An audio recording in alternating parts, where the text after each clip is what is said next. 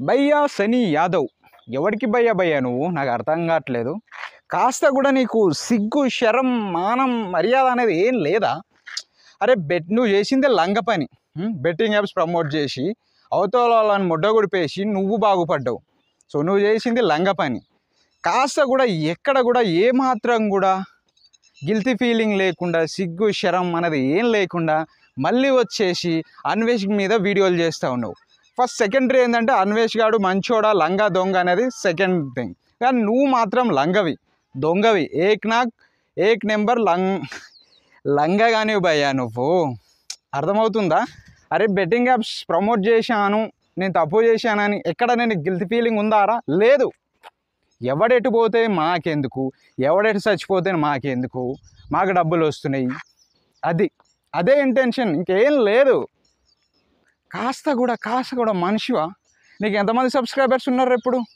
48 మంది, దగ్గర 48 lakhs subscribers ఉన్నారు. ఏ ఒక్క అందులో నీకు మ్యాక్సిమం అటు ఇటు తిప్పి కొట్టినా ఒక 10,000 కూడా జెన్యున్ సబ్స్క్రైబర్స్ లేరు.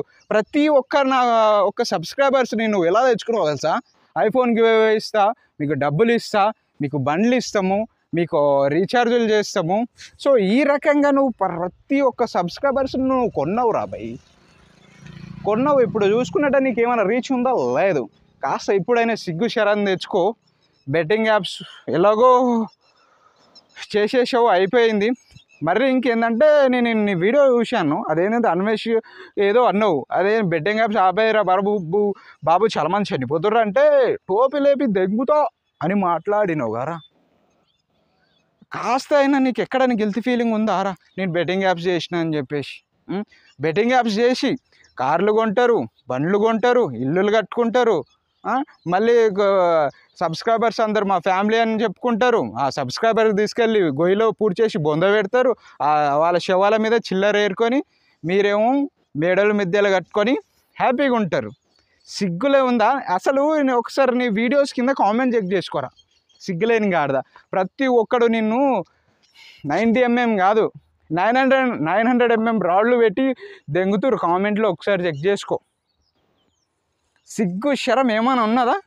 మళ్ళీ వచ్చేసి ఇట్లా ఏదో రీసెంట్గా నేను ఒక రీల్ చూసిన, టోపీలు లేపి దెంగుతా అని ఏదో రీల్ చేసావు. పక్కన వేయచ్చు కానీ వీడియో స్క్రీన్ మీద, కానీ నా దొంగ నా కొడుకుని నమ్మడానికి మళ్ళీ కాపీరైట్ స్ట్రైక్ చేస్తాడు. నేను చెప్పిన కదా పెద్ద బ్రోకర్ నా కొడుకేడు. అరే నీ ఛానల్లో బెట్టింగ్ యాప్స్ చేయకర్రీ, నేను చేశాను తప్పు అయిపోయిందని మాట్లాడేవరా ఎక్కడైనా? లేదే. మాట్లాడేవా? లేదే.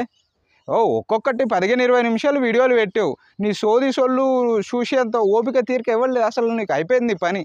ఇక మీ తమ్ముడు ఏదో షాప్ పెట్టుకున్నాడు, నువ్వు గాజుల షాప్ పెట్టుకొని గాజులు అమ్ముకోవడమే, అంతకు మించి ఇంకేం అవసరం లేదు నీకు.